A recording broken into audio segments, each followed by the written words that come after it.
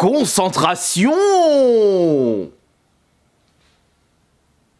Vous vous souvenez de ma vidéo où j'avais l'intention de participer au FFS de Zerator sur le jeu Fall Guy? Eh bien malheureusement je n'ai pas pu y participer faute de vues, parce que c'était classé selon le nombre de vues des streamers qui avaient l'intention d'y participer, et il n'y avait que 60 places de disponibles. Après 2 désistements, je ne suis arrivé que 61ème. D'une place j'aurais pu participer au FFS, bah c'est de ma faute, j'ai qu'à plus streamer et surtout attirer plus de monde. Et surtout que j'avais arrêté les lives de 10h le dimanche, et bah si j'avais continué depuis tout ce temps, j'aurais pu participer au FFS. Et de plus, je ne peux pas participer aux Zilan de cette année. C'est pas avec mes pauvres 850 000 vues que je vais réussir à trouver une équipe de 3. Bah tant pis, j'ai qu'à faire plus de stream. Qu'est-ce que vous voulez que je vous dise là? Je ne peux m'en prendre qu'à moi. Je sais pas ce qui est pas intéressant là dans mes lives. J'essaye de bien animer, j'essaie de proposer des jeux du moment, je joue avec vous. Ah mais qu'est-ce qui va pas? Moi ça me saoule là. Vous avez une idée vous? Si je vous en parle aujourd'hui, c'est parce que cette vidéo a été proposée par l'un d'entre vous qui me suit quotidiennement sur Twitch. Elphara, grosse dédicace à toi, cette vidéo est faite pour toi. Et il m'a proposé comme idée de concept une vidéo en rapport avec la collection de jeux vidéo. Alors ça c'est incroyable pour ceux qui me suivent depuis des années. Et si je ne devais choisir, ou plutôt je ne devais garder que 5 jeux parmi ma collection, enfin 5 jeux par plateforme, quel jeu je choisirais? Alors ça c'est une question très complexe, parce que quand on a été bercé par plein de jeux différents, bah on a envie de tout garder. C'est logique, et n'en choisir que 5, bah c'est extrêmement compliqué, surtout sur les consoles où on a découvert plus de 100, 200 voire 300 jeux. Et pour ce premier épisode, nous allons nous intéresser à ma console de jeux vidéo préférée, la Nintendo GameCube. Que de joyeux souvenirs passés devant la meilleure console Nintendo de tous les temps, et même la meilleure console tout court. Entre les jeux multi de qualité, les derniers opus de licence phare de Nintendo dont on n'a plus vu la couleur depuis Mathusalem, certaines pépites, des prises de risque de la part de certains éditeurs sortis sur la Nintendo GameCube, je peux vous garantir que le nombre de titres épiques, de pépites cachées que contient cette console de Nintendo est carrément gigantesque. Alors, c'est vrai que finalement, ça risque d'être très compliqué de faire un choix parmi toute cette collection GameCube. 5 jeux parmi celles-ci, je sens que cette vidéo va être très complexe à tourner. Sans oublier les jeux qui se trouvent dans mes collections à thème. La collection Sonic, la collection F-Zero, la collection Kirby, ainsi que la collection Resident Evil. Bon, eh bien, on va placer tout ça correctement sur une table et on va direct faire ce choix. Et si vous aimez bien ce nouvel épisode, enfin non, c'est le premier épisode d'une nouvelle série, ou plutôt, si vous aimez bien cette série, sachez que vous pouvez direct mettre le petit like et surtout me dire quelle console vous désirez voir pour le deuxième épisode. Peut-être la PS4, mais là, ça va être encore plus compliqué que la GameCube. Boum! Il y a un total de 81 jeux dans ma collection GameCube, allons-y pour faire le tri. Évidemment, le premier jeu que je vais vous présenter, c'est le jeu que je vais conserver même si je vends l'intégralité de ma collection. Mon jeu préféré de tous les temps, le F-Zero GX, qui malheureusement n'est pas ressorti sur une console plus récente. J'aurais bien aimé le revoir en version HD sur la Nintendo Switch, peut-être que Nintendo a cette intention pour les prochaines années. Vous n'imaginez même pas le nombre d'heures que je suis passé sur ce jeu, et il s'agit de mon cadeau de Noël de 2003, et c'est obligatoire que je le sélectionne parmi les 5 jeux que je devrais conserver dans ma collection GameCube. Et c'est même un jeu que je stream de temps en temps, et surtout le jour de mon anniversaire, parce que c'est l'un de mes jeux préférés. Et non, mon jeu préféré. Déjà, on a choisi un jeu, il ne reste plus que 4 places parmi les 80 jeux restants. Ouh, ça va être dur. Par exemple, en ce qui concerne les Mario Party, eh bien, même si je possède les 4 Mario Party sur la Nintendo GameCube, putain, il est dans le jeu. Ouais, c'est juste qu'il n'y avait pas de notice. Le Mario Party 4, le 5, le 6 et le 7, bah si je devais jouer à un Mario Party aujourd'hui, bah je me focaliserais sur un Mario Party sorti sur la Nintendo Switch, comme par exemple le Mario Party Superstar. Parce que c'est vrai qu'ils sont super cool les Mario Party, même si j'ai été plus marqué par ceux sortis sur la N64. Il y en a vraiment qu'un seul que j'ai vraiment été marqué, mais pourtant il était très long à la détente, c'est le 4. Le 6 et le 7 je les ai même pas fait, et le 5 à peine touché. Les 4 meilleures parties de la GameCube, je ne les sélectionne pas parmi les 5 jeux que je devrais conserver.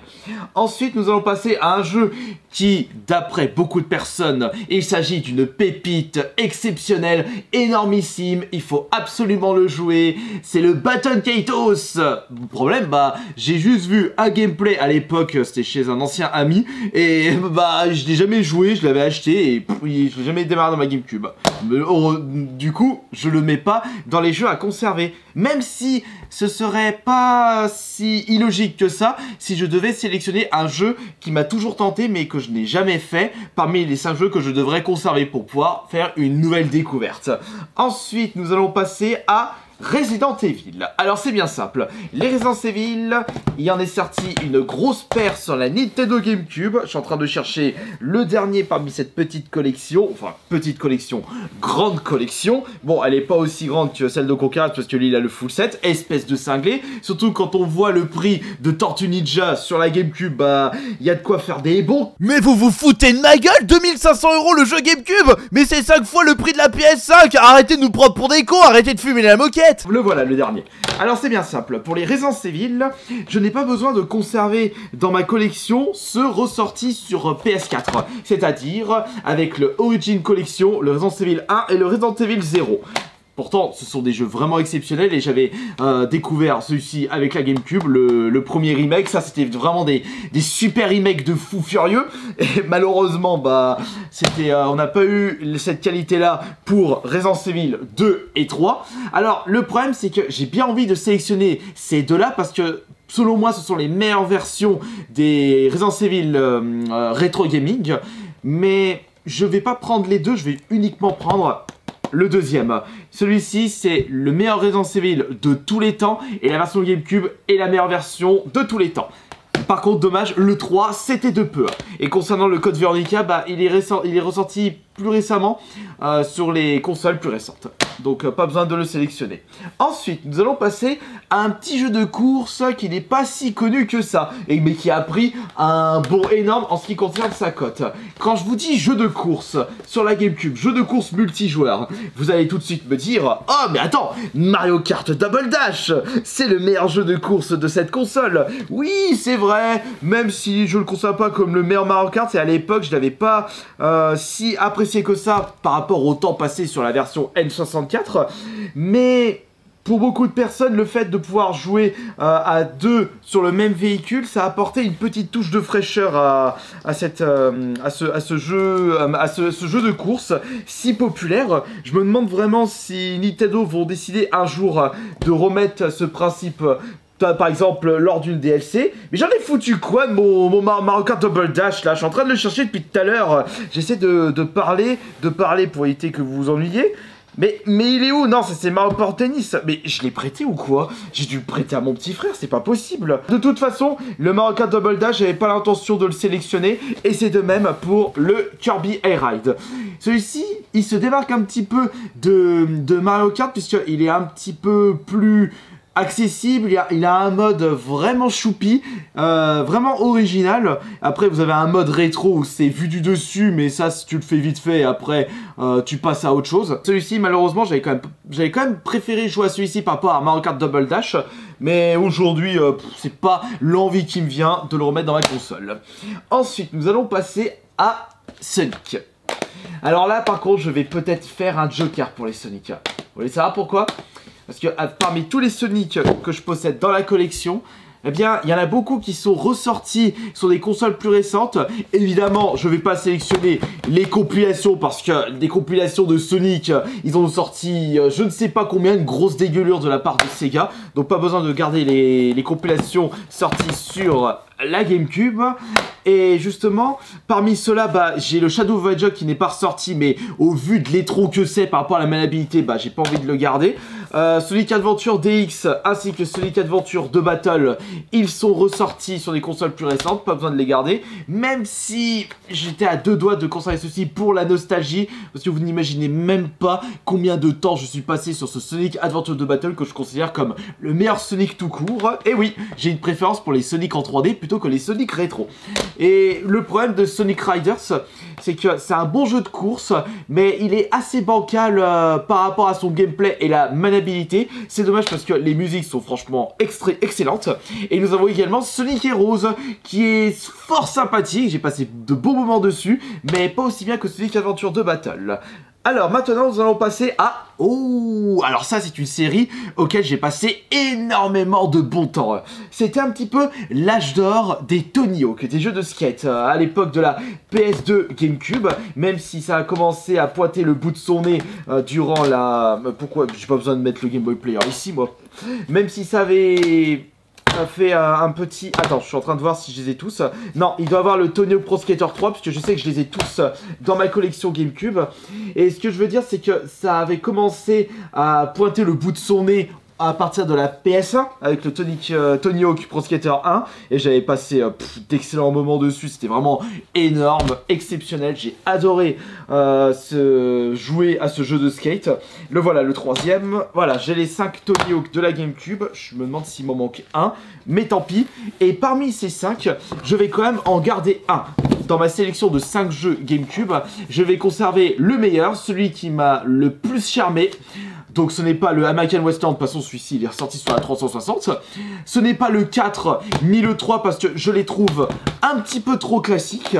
C'est à partir du Tony Hawk Underground que la série a pu faire un bond en ce qui concerne l'histoire. C'est-à-dire que tu sélectionnes pas un skater ultra connu à partir de Tony Hawk Underground 1. C'est-à-dire que tu crées ton propre skater, tu commences en bas de l'échelle et après tu gravis les échelons jusqu'à arriver à des situations de frappe à dingue. Et ça a été largement poussé avec le Underground 2 où il y a vraiment cet esprit jacasse dans ce 2 par rapport au 1 qui est un petit peu plus sérieux. Mais moi, c'est le 2 qui m'a vraiment charmé et en plus, c'était un cadeau de Noël. Sachant que j'avais passé énormément de bon temps sur les Tony Hawk à l'époque de la GameCube, c'est normal que je garde celui-ci sur les 5 jeux à posséder. Alors le truc, c'est que il reste tout ça et il ne me reste plus que 2 places. Ah, ça va être dur. Parce que là, du coup, j'ai déjà deux idées en tête. Mais nous allons maintenant passer à un jeu de sport auquel j'ai passé beaucoup de bon temps. Oh non, putain, j'ai plus de choix là. Non. Oh non, ah, ça va être dur.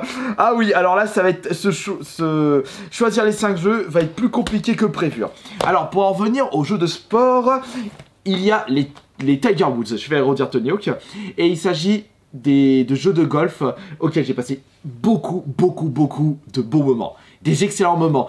C'était à l'époque où j'essayais de faire plein de records de jeux vidéo et j'avais pu découvrir cette série avec le 2005. Où est-ce qu'il est celui-là? Il est ici. Bon, malheureusement, je préfère largement jouer à Tiger Woods sur une console plus récente.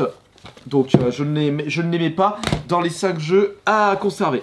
On va maintenant passer à... Oh non, il y en avait aussi un autre. Oh non, mais bordel de chiottes. Bon, on va accélérer le pas et on va direct dégager les jeux que je n'ai pas envie de garder pour X raisons. Il y a celui-ci, il y a celui-là, il y a celui-là, Alors oui, bon, je vais faire une petite aparté sur les SSX. Parce que c'est vrai que les SSX sont des excellents jeux de snowboard, un peu déjantés. Et je possède le Tricky, qui est le 2, le 3 et le On Tour, qui est le 4. Le truc, c'est que c'est le Tricky que je devrais conserver parmi les 3, celui qui m'a le plus marqué. Mais à choisir, je préfère jouer au SSX sorti sur la 360, le SSX le plus récent. Donc je ne prends aucun SSX. Ah oui, on va maintenant passer à du Zelda. Ah bah oui, c'est sûr que Zelda, ça a charmé beaucoup de personnes. Mais le problème des Zelda, c'est que ils sont ressortis sur des consoles plus récentes, Twilight Princess et Wind Walker. Et moi, bah, j'avais découvert ces jeux sur des consoles plus récentes. Non, le Wind Walker, j'avais découvert sur la GameCube, mais je l'avais à peine fait. Donc je ne vais pas les prendre dans les 5 jeux. Par contre, celui-là, je vais le mettre... Attendez, il y a plusieurs jeux. Ça, je vais le mettre, ça aussi. Là, je vois des jeux de sport obscurs de chez Nintendo. Ah, il y a aussi celui-là que j'aimerais bien... Ah non, il y a aussi celui-là. Oh, mais merde. C'est pas vrai, là. Il y a aussi celui-ci. Oh, mais zut. Alors, je disais, concernant les jeux de sport obscurs de chez Nintendo, on a le Mario Baseball, qui était sorti uniquement sur la GameCube, et on a eu le droit à une version FR. Bah, je l'ai jamais fait, et c'est pas aujourd'hui que j'ai envie de le découvrir. Parce que j'ai jamais été vraiment charmé par le baseball. Ce n'est pas fait pour moi, donc je ne le mets pas. Sauf que, autre jeu de sport, mais un peu moins obscur, et d'ailleurs on attend avec grande impatience le prochain opus qui va sortir cette année, c'est le prochain Mario Striker. Donc, le jeu de foot qui avait débarqué avec ce premier opus sur la GameCube. Et justement, bah, comme il va y avoir un nouveau, pas besoin de le garder dans la collection GameCube. Ça, c'est un jeu que je n'ai pas fait, donc celui-ci, je ne vais pas le conserver. C'est pareil pour celui-ci. C'est pareil pour celui-là et celui-là. D'ailleurs, je me demande pourquoi je les ai dans la collection, ces quatre jeux-là. Non, ça, c'était un cadeau de la part d'un abonné, le bon baiser de Russie. Mais comme je l'ai pas fait, j'ai pas envie de le faire. Bataillon Wars, bah, je pensais que ça allait... Attends, je crois que c'est un espèce de Worms 3D. Faudrait que je voie si c'est tour par tour, comme aussi Cochon de guerre, ou si c'est en temps réel. Faudrait que je le teste un jour, mais je me demande si ce jour va arriver. Medal of Honor et Turok, non, pas pour moi, ça. Par contre, si je mets ici, ça fait moche par rapport à la caméra. Ah ouais, ça fait un petit peu des vidéos à l'ancienne, là. Alors là, j'ai foutu un petit peu le Dawa. Où est-ce que j'en étais? Alors, ça aussi, c'est un jeu que je n'ai pas fait, et celui-ci, je l'ai à peine fait. Worms 3D, à peine fait, et le Bloody War, je l'ai pas fait, je sélectionne pas.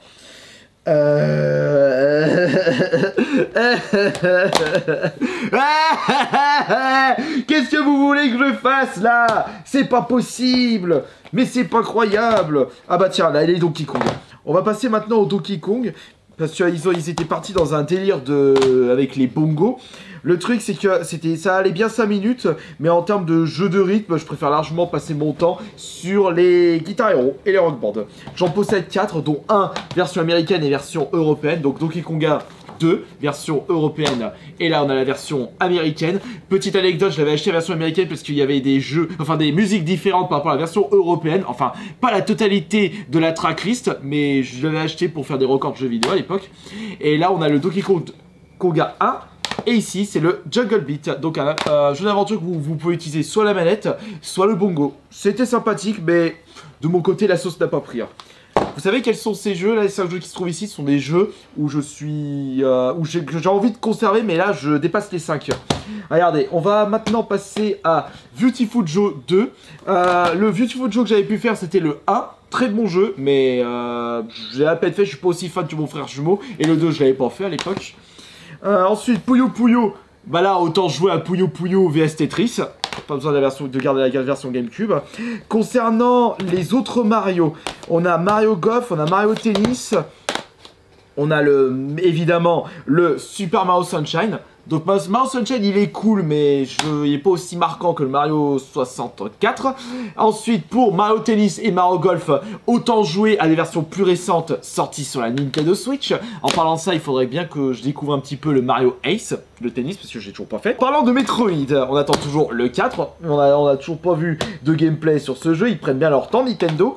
Eh bien j'avais bien envie de conserver le 1 parce que j'ai quand même passé beaucoup de temps. Mais le choix est tellement restreint qu'il est impossible pour moi de sélectionner un des deux Metroid. Bah, de toute façon, le 2, je l'avais pas fini.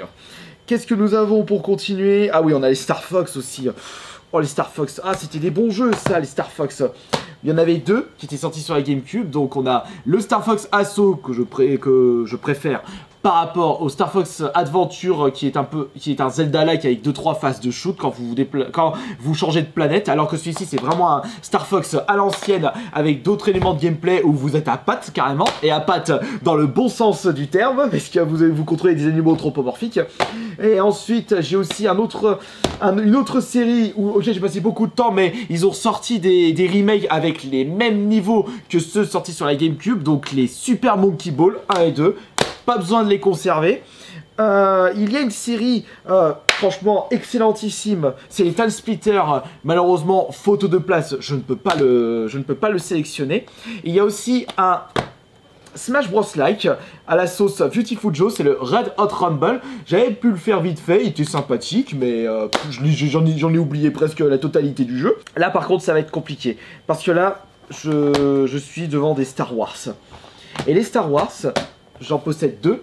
le Rebel Strike, le troisième, et le Rogue Leader, c'est-à-dire le Rogue Squadron 2. Et celui-ci, le temps que je suis passé dessus, c'est mon Star Wars préféré. C'est dommage que je ne peux pas le sélectionner dans les 5 jeux. Ah oui, bah oui, mais oui, c'était sûr en fait, c'était sûr. Alors regardez, maintenant, je vais vous montrer quelque chose. Je vais vous présenter les James Bond. Alors c'est bien simple, les James Bond, ce sont des FPS qui m'ont vraiment marqué à l'époque. Et mis à part le Bon Baiser de Russie que j'ai dégagé dans cette sélection, j'en ai 3 autres. C'est le Espion Poursuivible, mon préféré, mon James Bond préféré. Je préfère celui-ci par rapport à GoldenEye sorti sur 64. Il y a aussi le Nightfire et le Key to Double. Key to Double, c'est un TPS et non un FPS, j'ai pas trop été charmé. Nightfire est moins qualitatif que Espion Poursuivible, mais Espion Poursuivible, est-ce que je vais le conserver? On va voir après. Ensuite, on a des... Ah oui, il y a aussi Need for Speed. Oh, crotte. Ah, il est où mon Underground 2? Je l'ai pas, Need for Speed Underground 2? Bon, alors concernant Bomberman, autant jouer à une version plus récente. Ça aussi, ça ne manque pas en ce qui concerne les rééditions de ce jeu tellement mythique. On a aussi quelques jeux de course. Donc on a Burnout 2, très bon jeu, et Need for Speed Underground 1. Mon préféré c'est Underground 2, je sais même pas ce que j'en ai fait. Donc tant mieux. Sinon j'aurais eu du mal à choisir un jeu. On a Medal of Honor Soleil Levant, je l'ai pas fait. Wave Race, je l'ai pas fait, j'ai jamais démarré, on le sélectionne pas. 1080 degrés Avalanche, pareil. Dancing Stage Mario Mix, c'est sympa les DDR, mais je préfère largement les Guitar Hero en ce qui concerne les jeux de rythme. Je me répète une nouvelle fois, je radote, je deviens vieux, je vais encore avoir plus de cheveux blancs. Le Gauntlet Dark Legacy, c'est vraiment un jeu à l'ancienne, mais c'est tellement répétitif que j'ai pas envie de retourner dessus. En plus, les niveaux, ils étaient tellement longs, c'était chiant. Ah, là, pour augmenter la durée de vie d'un jeu, ils sont pas les mains mortes les développeurs.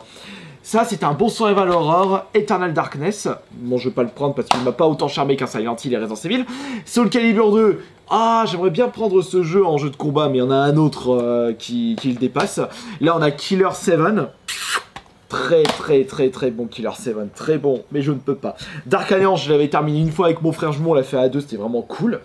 Et ça, c'est un jeu de combat Capcom SSNK 2 IO.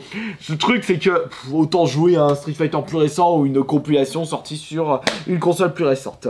Donc voilà les 5 jeux où je vais avoir du mal à faire un choix. Il n'y a que 2 places pour 5 jeux. Puisque là, dedans, nous avons déjà le Super Smash Bros. Alors, ce Smash Bros, c'est mon 2e jeu GameCube préféré. Je sais même pas combien de temps j'ai poncé mes manettes avec ce titre tellement excellent. Le truc, c'est que aujourd'hui, si je devais affronter quelqu'un sur la série Smash Bros, est-ce que je l'affronterais sur le Melee ou est-ce que je l'affronterais sur l'Ultimate? Eh bien, en y repensant, j'ai bien envie d'affronter cette personne sur l'Ultimate. C'est pour ça que je vais pas le sélectionner dans les 5 jeux de ma liste. Ensuite, nous avons Luigi Mansion. C'est vrai que j'ai été beaucoup plus charmé par celui-ci par rapport à Super Mario Sunshine. Il est très court, mais c'est toujours sympathique de le faire. Je ne sais pas encore si je vais l'enlever. Par contre, il y a un jeu GameCube, le meilleur, le meilleur RPG de cette console. Là, celui-ci, moi, ça me dérange pas de le refaire. C'est le Paper Mario, la porte millénaire. Le meilleur Paper Mario de tous les temps. Un vrai Paper Mario. Un vrai RPG à l'ancienne. C'est ça le pire, c'est que moi, je suis pas du tout RPG. Et pourtant, ça, c'est une exception à la règle. Et rien que pour ça, je lui réserve une petite place dans les 5 jeux de ma sélection. Et il ne reste plus qu'une seule place. Il y a ces deux-là et il y a celui-ci. Je vais prendre celui-ci. Franchement, si je devais choisir entre les 3 qui se trouvent en face de moi, mon choix se porterait sur celui-ci. Désolé 007 Espion Poursuivible, désolé Luigi Mansion, la 5e place est réservée à Dave Jane Fat for New York, qui est un jeu de baston, mais tellement violent, tellement... Comment je pourrais dire ça? il est exceptionnel ce jeu de combat, vous voulez savoir pourquoi? En plus, le comble de tout, c'est que je ne suis pas du tout dans le milieu du rap. Je ne suis pas attiré par ce style de musique, je préfère largement le métal, et ça m'a vraiment pas empêché de prendre beaucoup de bon temps sur ce jeu. Il faut dire que la violence des... Ah merde, mon lave-linge est terminé, qui est en train de sonner, là, qui est en train de beugler. Oui, j'arrive! Et concernant le Devil Fight for New York, c'est bien simple, c'est un jeu de combat tellement poignant, vous avez mal pour vos adversaires, et aujourd'hui, même si c'est une 3D un petit peu dépassée, parce que là, on est à l'époque de la GameCube, c'est-à-dire même génération que la PS2, et pourtant celui-ci n'a pas si mal vieilli que ça. C'est pour ça que je le sélectionne en tant que 5e jeu. Et voici les 5 jeux que je sélectionne pour cette vidéo spéciale GameCube. Devil Fight for New York, excellent jeu de combat, le meilleur RPG de chez Nintendo et de tous les temps, le Paper Mario à la porte millénaire, un Tony Hawk Underground 2 pour les souvenirs de mon époque Tony Hawk, Resident Evil 2, la version GameCube qui est la meilleure version de ce jeu, et enfin, le meilleur jeu de tous les temps, F-Zero GX. Voilà, bah, j'espère que cette nouvelle vidéo vous aura plu, ça aura été bien long, et surtout j'ai fait 0 cut pour vraiment que vous puissiez profiter pleinement de cette nouvelle vidéo. Et n'oubliez pas que vous aussi vous pouvez faire ce principe de vidéo sur votre chaîne YouTube. Imaginons que vous avez une collection GameCube et que vous pouvez sélectionner que 5 jeux, et bien vous remarquerez que ça risque d'être très compliqué de faire ce choix.